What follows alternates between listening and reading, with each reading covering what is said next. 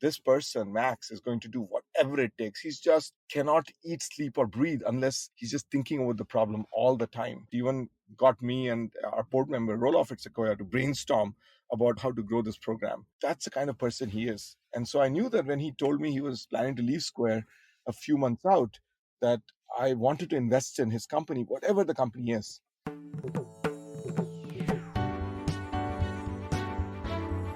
You are listening to The Sure Shot Entrepreneur,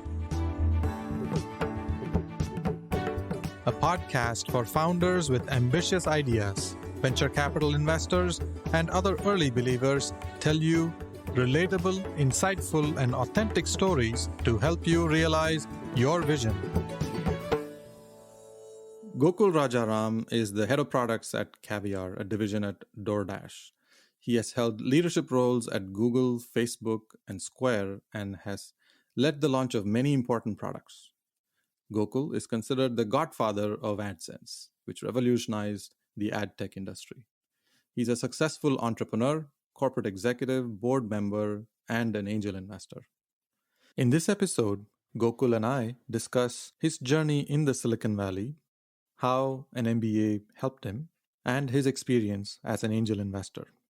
You will learn the specific things that Gokul looks for in an entrepreneur when he makes angel investments. You will also see an insider view into the expectations of an angel investor, what he expects to achieve through his angel investments. Gokul, welcome to the Sure Shot Entrepreneur. Tell us about yourself. Thanks, Gopi. It's great to be here.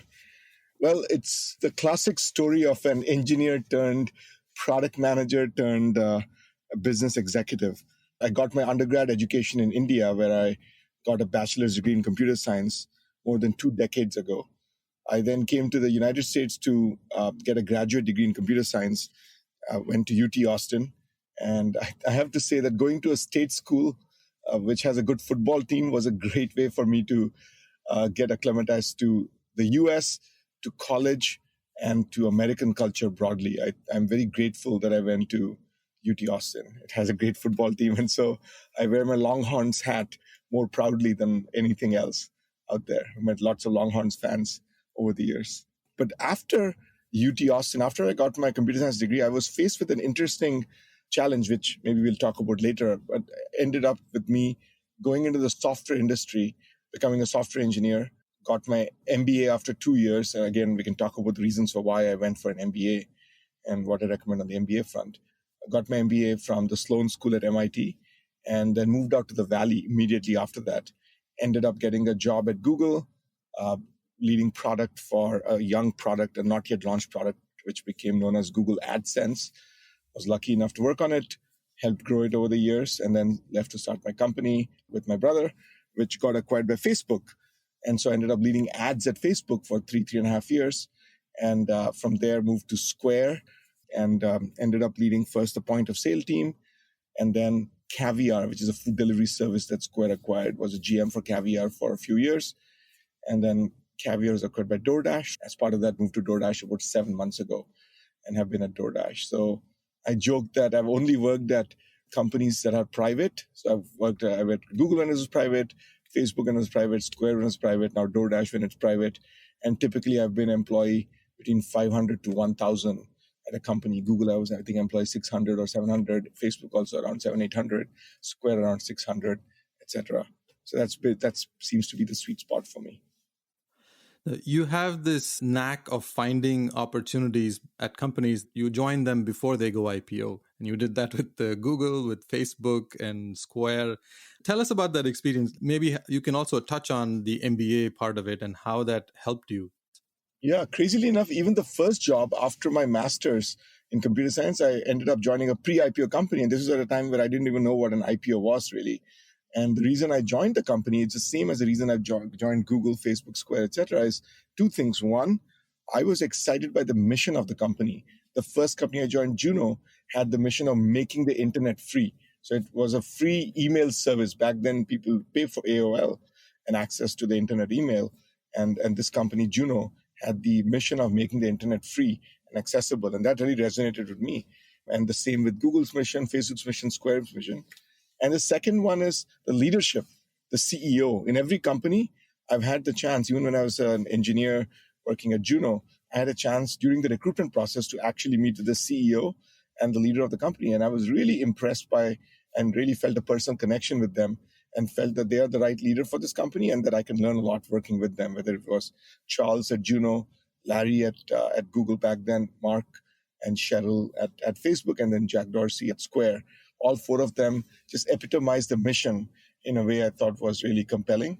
So the mission and the leader are the two reasons I've always chosen companies. And somehow it's led me to pre-IPO companies, strangely enough. The MBA question is a good one. I've basically come to the realization after this many years that the right reason to do the MBA, and I think the only reason to do the MBA, is if you want to change your career. If you want a different career direction than what you're going down. And if that new career path that you desire is not available within your current company. So at Juno, for example, I knew that I wanted to go into more of a product management style role. But ironically, Juno didn't have product managers. In fact, the reason I even knew a product manager was because I got to do at Juno, since they didn't have the product manager role, I ended up talking to customers myself as an engineer and a tech lead. I ended up doing mock-ups. They didn't even have a clear design function. So I ended up doing the mocks. They had a design function, but that was for high fidelity designs. But who would do the sketches? So I ended up doing actually the sketches of what the product should be. I ended up writing the requirement documents, talking to customers and so on. And I realized I enjoyed that part of the process much more than I did just building the product. And this led me to say, well, what does this role, is there a role like this? Did some research, turns out there was a role called product management. And Juno didn't want to have product managers for various philosophical reasons. And the only way I could make that change was by changing companies, which was hard. I always say that it's hard to change companies and change tracks or career paths at the same time. You can do one or the other. So at Juno, there was no opportunity to do that. So I decided to go to business school in order to become a product manager. And I've seen this happen many times. Investment bankers or consultants might go to business school to become a product manager, or vice versa. Engineers go to school to become bankers or venture capitalists or something else. So I think that's the number one reason. And I think really the only reason to change career paths, if you want to go to business school, if you want to change your career track, and you can't do it in a company like that. You described many things here. What you look for in a company when you joined, and you see a common thread between many different companies you joined, the mission of the company and the leadership. Both of them impressed you. And you also talked about the MBA experience and what can be the best way to use the MBA experience. It's mainly for transitioning from one area to another area in your career. You also became a very active angel investor. You've invested in more than 100 companies. How did that come about?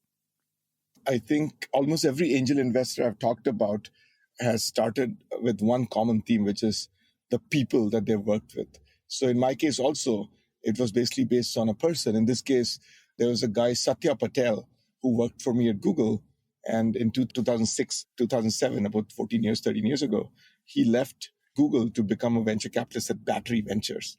I kind of knew vaguely what venture capitalists did, obviously, but I didn't really pay much attention till Satya left Google, which I thought was a great company, and he became a venture capitalist. I was like, Satya, why are you doing this? Why are you going to be a VC? And Satya, of course, now is an amazingly successful and one of the top seed investors in the Valley as part of a firm called Homebrew, which he co-founded. And Satya told me, Gokul, I like working at Google, but what I really like is working across a bunch of different problems, across different spaces with different entrepreneurs. And he said, well, why don't you try it? I said, well, I don't know. I'm really busy. He's like, we're leading our investment in a company called World Golf Tour. It was a virtual golfing game.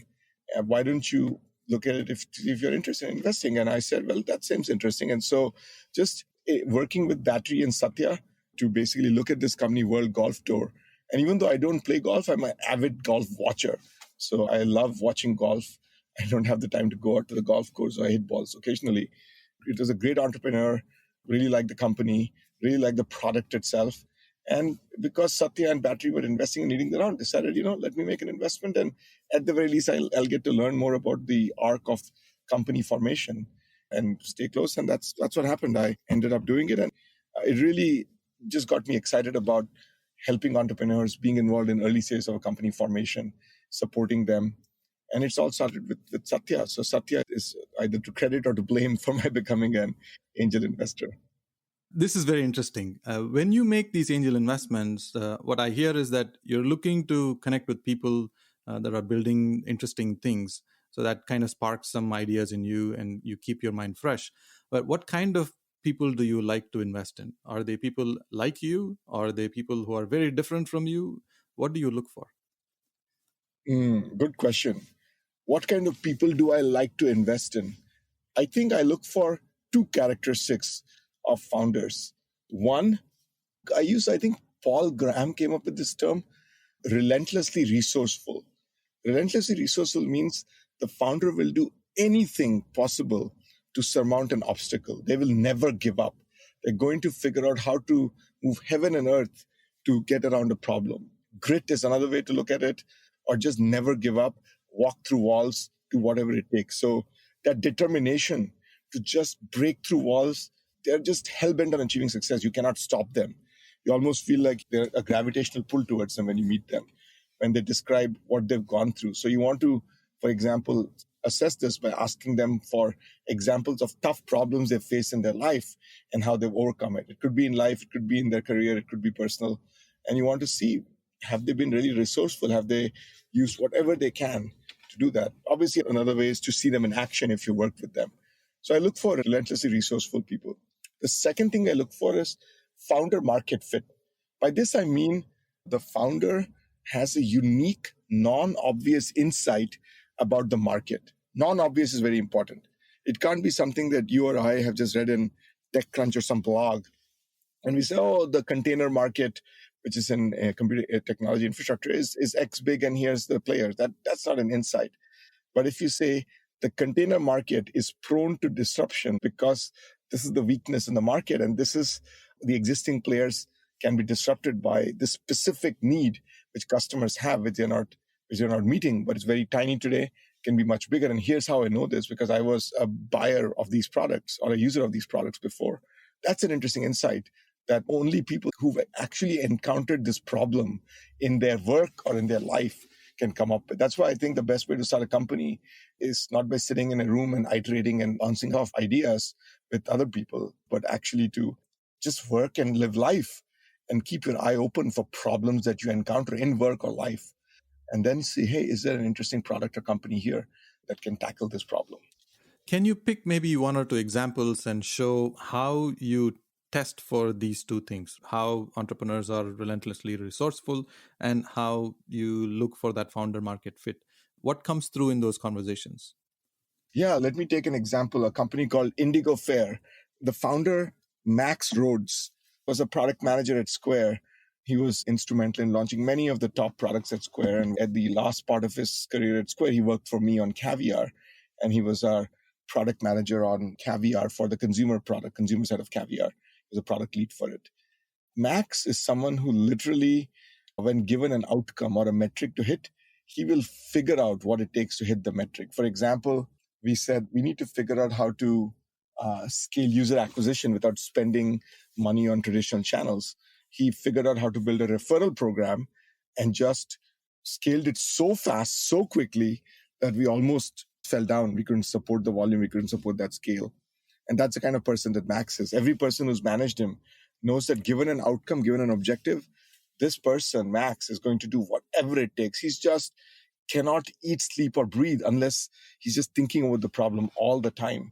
He even got me and our board member, Roloff at Sequoia, to brainstorm about how to grow this program. That's the kind of person he is. And so I knew that when he told me he was planning to leave Square a few months out, that I wanted to invest in his company, whatever the company is, and made sure that I gave him opportunities. When someone's wanting to leave the company, my philosophy on that is that you don't just say, well, what will it take to get you to stay here? If their mind is made up, you want to support them. And so I said, Max, what can I do to support you? He said, I want different kinds of experiences besides just product, general manager style experience, etc. And so, we gave him those experiences in the last 6-9 months at Caviar, where he was kind of the GM of our new corporate business unit that we were starting up. He did a great job there. And I think it gave him some good experience. It was good for him and for Caviar. So that was relentlessly resourceful, where, I knew from experience that he was this kind of person. But I'll tell you about founder market fit with Max. The first 6-9 months, after leaving Square, he was brainstorming a bunch of ideas, exactly the wrong way to go about it, in my opinion. He was brainstorming, there was an auto insurance idea that he had, another idea around something in the dental space. It's basically he heard about the problem from someone else, and I think he was exploring it. It was all very academic. And I think that's why I'm very happy he didn't start a company around any of those things. What happened at the end is that he realized he was running a business all through Square. He had graduated from Yale many years ago before Square, and he was running a business. He started an umbrella company. It built these custom umbrellas, really high quality umbrellas. I don't know how he got into that, but he was running this company as a side business all through Square. And a big challenge he faced as an umbrella maker was that it was very hard for him to find, beyond his own website, retail stores to stock this umbrella. And how does he go and sell to these retail stores? It's very hard. He has a job at Square, he's making umbrellas. How does he find retailers? And how do retailers find him? Very hard. He knows he has a good quality product, but needs to get connected to retailers. So he thought, hey, I have this pain point. Why don't I work on something? Is there enough other people who have this pain point of them being manufacturers, not being able to reach retailers? And the more he dug deeper into it, he learned, yes, there's tons of manufacturers who are unable to connect with retailers. They would love to have their products stocked at retailers. They don't know how to connect with them. And then because he had been at Square, he was able to connect with local retailers, and the retailers had the exact same problem, which is they don't know which products to stock. They don't know how to get access to products. And they basically are worried that if they stock a product, the fundamental reason retailers would not stock Max's product is because what if it doesn't sell? Then they're stuck with inventory that basically they can't sell. And they have to write it off. For a small retailer, it's very painful to do that. They'll be out of business. So they only stock the same old, versus trying some new products, which could be good for sales. So that's the problem. He said, I'm going to solve this because I feel I've faced it myself for years. And that was the origin of Indigo Fair, which became Fair later. And so that's a great example of founder market fit, solving a problem you felt deeply. And he didn't realize he had this problem. It's when he really said, I'm going to start a company. And he was brainstorming all these other ideas. And he realized, you know what? I have this problem, a crazy problem, painful problem. I should solve this problem.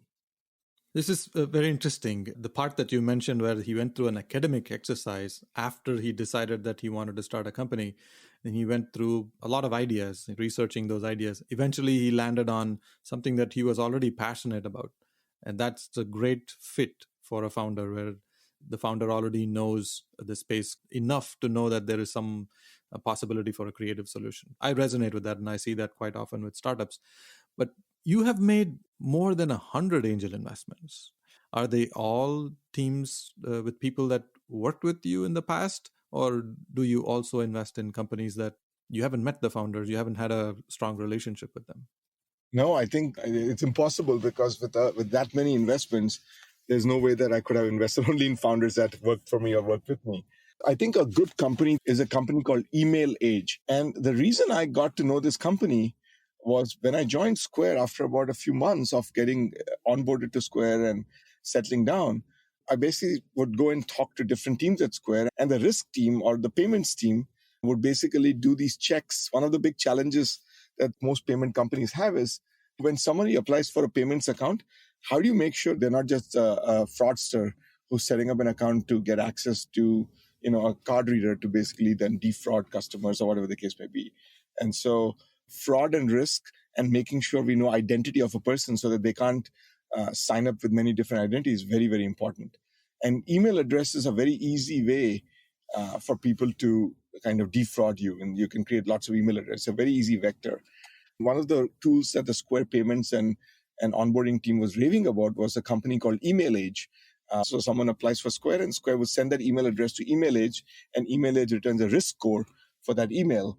That risk score tells you what is the degree of risk on a 0 to 100 scale. I forgot the scale exactly, but if it's very risky, not very risky, low risk, etc. And they were almost complaining about the product because they were like, it's such a good product, but it's almost a lock-in product because the more data we are sending to them, the more they're getting smarter because all the companies that they work with, they were apparently working with all the companies. The reason they were able to do this is because they built a database of email addresses and risk profiles from all their customers. So in some ways, it's a self-perpetuating database of email address and risk scores, which is all being fed by their customers. And so in order to access the database, you have to also give back your risk score. So Square had to give back hey, what did I learn about this email address? Was it risky or not? Any signals that we captured. And so Email Age was over time able to build this great defensible asset. And so I heard about this and I was thinking, that's interesting. And then just a few weeks later, serendipitously, Felicis Ventures, which is a venture capital firm, emailed me saying, hey, we are leading a round in this firm company called Email Age. Would you like to join? There's some space for angels. I was like, hang on, Email Age? You mean the email risk company? They were like, yeah. It's like, oh my gosh, this is a company that's used by Square. There, I didn't even meet the founder, but the product and the customer love for it was so strong. And I did get to meet the founder after I committed, but I knew that the product was amazing, and that is a reflection on the founder. They had built a product that got a company like Square, which is a very conservative company in terms of adopting something that's in the payments flow. That's a pretty high bar there, but still they were using it, had been using it. That's the opposite example where I didn't know the founder at all, but because I had unique insight into the founder market fit was evidenced by their product itself, I invested in them. Oh, you're talking about something that's very unusual. Often we hear that, especially at angel investment stages, when there's really not much to show, it's the charm of the entrepreneur that wows investors and others also, other early believers. But here in this case, you never met the entrepreneur until you mentally formed the conviction on this. It's the product and the solution, the objective view on what it can do, that really impressed you. Yes, exactly. That's not the usual story we hear with angel investments. It's very interesting to hear. Yeah, it's different stages, different stages. How is the portfolio doing? You've made 100 angel investments. What expectations do you set for entrepreneurs when you make those investments? Do you expect to generate huge returns? Is that a motivation in addition to other things you mentioned? For me, the motivation is threefold. I think everyone does angel investing for different reasons, but I think if it's done only for financial reasons, I don't think it's the right frame of mind. I think you won't be a great angel investor because angel investment, there's a lot of work needed, and it's also being part of a community. If you're too focused on financial returns, entrepreneurs get turned off by that. So I do it for three reasons. Financial is the last one. The first one really is around giving back to the community and being part of the community. I want to be part of the entrepreneurial community. That's what I really enjoy doing. And this is my way to give back to the entrepreneurs I know, I support, and I want to keep doing that regardless of, I made investments where I am almost certain that the company maybe will not be a massive outcome or anything else like that, but I know the entrepreneur, I want to support them for various reasons, and I will do that. And so that's the number one thing, giving back, being part of the entrepreneurial ecosystem, being part of the entrepreneurial community. Second one is learning. For me, learning matters a lot. Every company I work with, every founder I work with, I try to see what can I learn from them that I can bring back into my day job. I do work at DoorDash, for example, and I do see a lot of things that can benefit every company I've been at, that can benefit from my angel investments and from companies I work with. So, and then financial returns. And so I think every one of us who's doing angel investing has to think about what really matters and why are they in it. But financial returns as the number one thing is a wrong thing. I think it's probably the number two or number three things, but something like learning, giving back, etc., is probably the top thing people should focus on. How are you doing on all those three metrics with your portfolio? Y Combinator has a ranking of angel investors and rating of angel investors rather, and which only the Y Combinator, I've made a bunch of investments in YC companies. And so someone read it out to me and I was quite happy to see the comments that people had made. So it makes me feel that I am contributing and I am a value-added member, I should say, of the entrepreneurial community. On the second front, learnings, I feel that my ability to do my job well has been massively increased and improved as a result of this. And I have brought tons of insights back to my job and my company as a result of it. I feel that's probably the strongest of all. On the financial front, it's done very well. I think of angel investing cohorts as annual cohorts. So I'll track it as what are all the angel investments I made in, say, 2010, 2011, 2012, 2013, each year separately, and look at the cohort together. It's too hard to look at one company. And so the cohort overall, each of the cohorts overall has done extremely well and has outperformed. My benchmark is, say, the S&P 500 or one of the stock benchmarks, and it has massively outperformed those benchmarks. Of course, liquidity, many times things are on paper. So the older cohorts have had liquidity and have outperformed from an actual realized return. The younger cohorts have outperformed, but much of it is on paper. So we'll see how it goes when it actually comes to returning. Oh, that's really nice to hear. As an angel investor, you take the highest risk in the journey of supporting an entrepreneur. This is one of the most important roles that the startup ecosystem values. So you're doing a fantastic service to the community by actively playing a role as an angel investor. Let me try to summarize what we talked about now, and then we'll move to the next part of it. You started with how you started as an engineer, became a product manager, and then became an executive. And along the way, you had your own startups, but you also went through an MBA experience, which helped you transition your career from engineering to more into deeper into product management, and especially opening opportunities at companies like Google, Facebook, and later at Square. The examples that you gave, starting with Juno, how mission was very important and the leadership is also very important. The two are the qualities that you look for in any company before you consider joining them. And that's a great metric to have. I really like the two filters that you use when you look for angel investments. You mentioned relentlessly, resourceful, and the second is founder market fit. And the examples that you gave through Indigo Fair and Email Age showed those type of things that you look for and what goes on in those conversations. You did mention watching golf as a sport. I had to resist the urge to pull your leg on that one, but I am going to spend some time to understand how interesting that is. But it's nice to see that you make something out of everything where you are looking for interesting things outside what you normally do. And towards the end, you mentioned the metrics that you set for yourself with your own angel portfolio, how you can contribute to the community, how you can learn, and how you can generate financial returns. And it was very clear that financial returns is not the main motivation. Well, we can certainly talk more for a longer time, but I want to switch to the next segment where I ask you about community leadership. Is there a nonprofit organization that you're passionate about, and why? Yes. So I contribute to many. One that we've gotten involved with is an organization called Second Harvest of Silicon Valley, supported both through giving as well as through volunteering. Its work is about making sure that people have access to the most basic need. If you look at Maslow's hierarchy, most basic need, which is food. It is one of the largest food banks in the nation and provides food to more than 250,000 people every month. And due to COVID, now their work is even more important as people have lost their jobs, become homeless, etc. And so more than half the people they serve are kids and seniors. I've been very impressed with their mission, with their execution, and overall hope to be involved. And over time, I've developed an appreciation for food banks across the country and the critical role they play. You would think that Silicon Valley, which is one of the most prosperous places in the world, would take care of everyone around us. But it's sad to see a lot of homelessness and a lot of people struggling for food. It's great that you support this organization. Gokul, thank you so much for your time. A lot of insights in this episode. It's always great to talk to you and learn from your experience.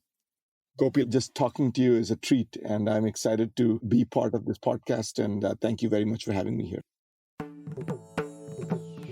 Thank you for listening to The Sure Shot Entrepreneur. I hope you enjoyed listening to real-life stories about early believers supporting ambitious entrepreneurs. Please subscribe to the podcast and post a review. Your comments will help other entrepreneurs find this podcast. I look forward to catching you at the next episode.